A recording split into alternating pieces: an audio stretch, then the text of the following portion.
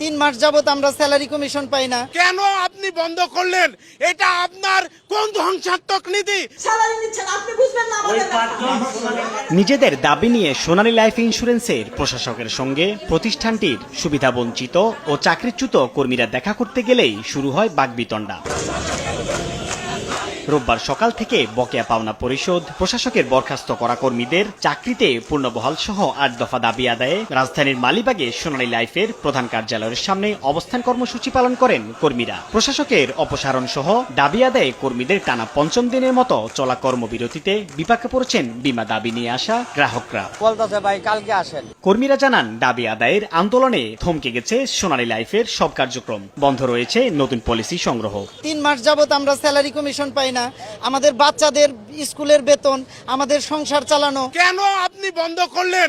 এটা আপনার কোন ধ্বংসাত্মক নীতি?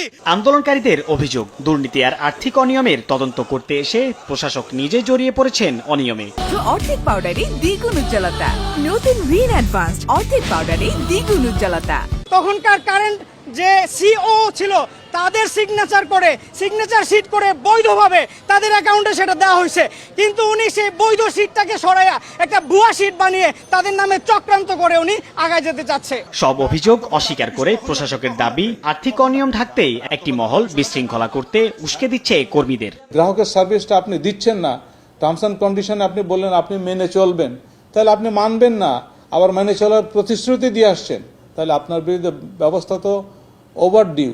আন্দোলনকারীদের দাবি, প্রতিষ্ঠানটির 5 জন উচ্চপদস্থ কর্মকর্তা সহ 18 জনকে চাকরিচ্যুত করেছে প্রশাসক। তবে রোববার দুপুরে 5 শীর্ষ নির্বাহীকে বরখাস্ত করার নির্দেশ স্থগিত করার আদেশ দিয়েছেন উচ্চ আদালত। যেটি আমাদের অধিকার, তথ্য ভিত্তিকভাবে আমরা যখন উপস্থাপন করেছি সেটি তার স্বার্থে বিঘ্নিত করেছে। নৈতিকভাবে যে আমাদেরকে একটা ডিফেন্স করার সুযোগ দেওয়া হয় সেটিও তিনি না দিয়ে তিনি আমাদেরকে বরখাস্ত করেছেন। এমন অবস্থায় গ্রাহকদের প্রাপ্য সেবা নিশ্চিতে উদ্যোগ গ্রহণের দাবি সংশ্লিষ্টদের।